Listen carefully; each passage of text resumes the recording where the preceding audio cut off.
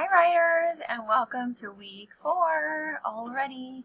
This video is going to go over what's happening week 4. Again, we do not have class in the lab this week, and so if you're feeling like you need a little extra support, this is the video for you. I'm going to go over what's happening this week.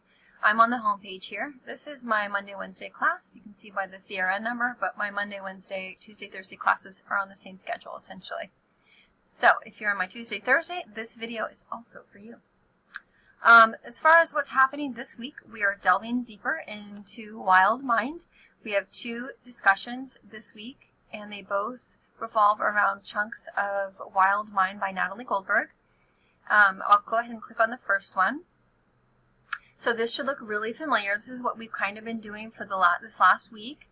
You are going to read this chunk, which is pages 135 through 162 in Wild Mind. Make sure you're annotating, taking good notes, connecting to the reading as you're reading, enjoying it, doing those try it exercises in your journal so that you can kind of lock in information and express yourself through your free writing.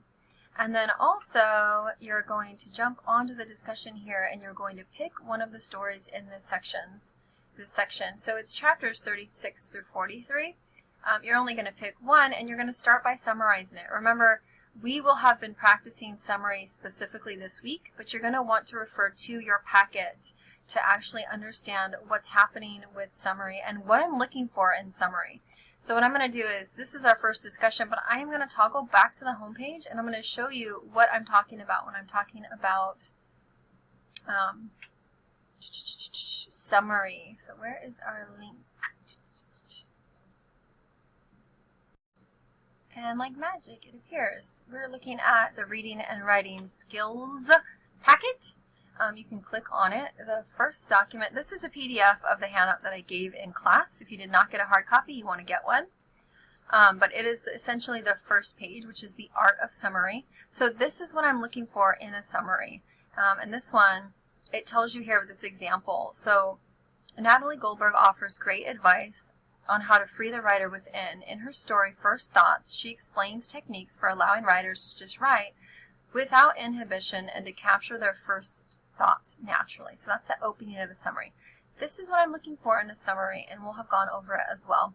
So power verbs, anchoring or sandwiching in those quotes, and then making sure that it's to the point, but it's not skimpy. So it's facts only. No, I think, no, I feel in a summary, just the facts. So again, to go back to our discussion, you're going to summarize whatever reading you picked from that section in a few sentences. Make sure you include the title and the author. You can pretend like we haven't read it and give us the scoop.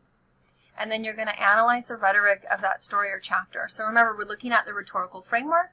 We're looking at ethos, pathos, and logos. Again, in your reading and writing packet, you will see here that that's what we're looking at. If you go past the rubrics for your writing, you will get to, and past the reading stuff, you will get over to the ethos, pathos, and logos, this rhetorical triangle. So different ways that a writer is persuasive, using language or words in writing to persuade. And so you're looking at how Natalie Goldberg does that. You can pick one aspect if you'd like. For example, is she funny, serious? Does she quote someone? What does she do in her writing? Do you find it useful and or effective as a reader? And then explain why. So remember, this is how you're going to quote an MLA citing, and you're going to want to anchor that quote in. Going back to your packet, if you scroll to the bottom here, close your eyes, don't get vertigo, you'll see templates to help you practice that. And so those templates are really, really useful.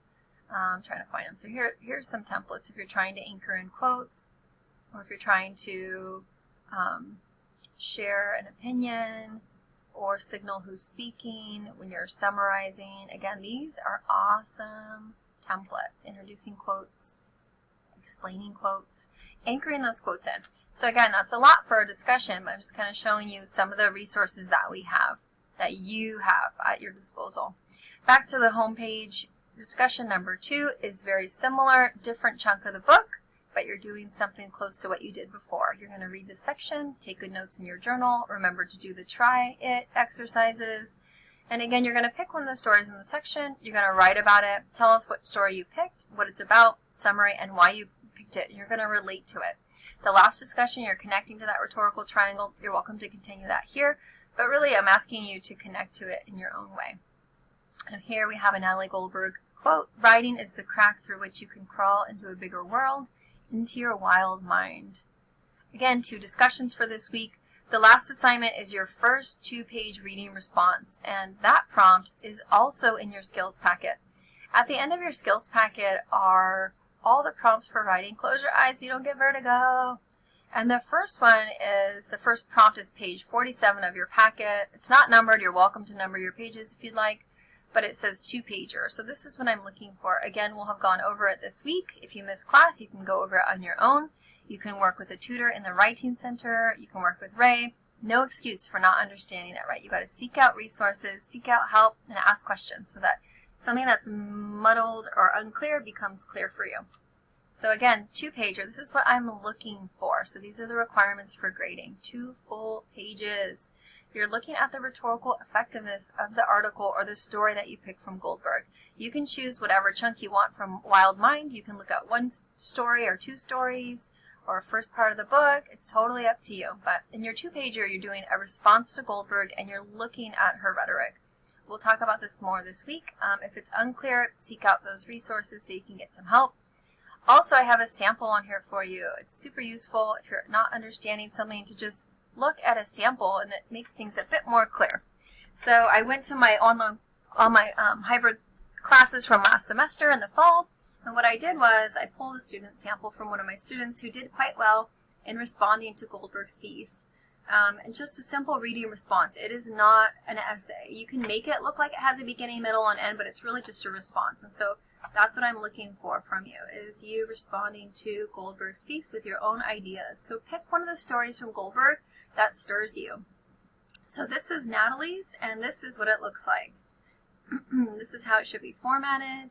Title, header with her last name, her information here, her name, my name, the English course, the date looking all funky, but this is what it looks like. You can read over it and get a sense of what I'm asking you to do, but here's a really great example of looking at something, looking at a reading response, delving into Natalie Goldberg's ideas and responding with some ideas of your own.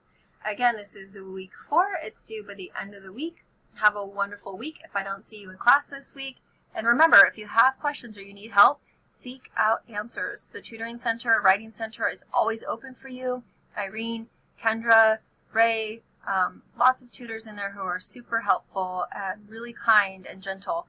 Plus, you can add to your 4 hours outside class. You need to start adding up that log.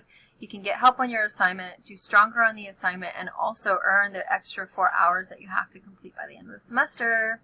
Again, have a wonderful week 4.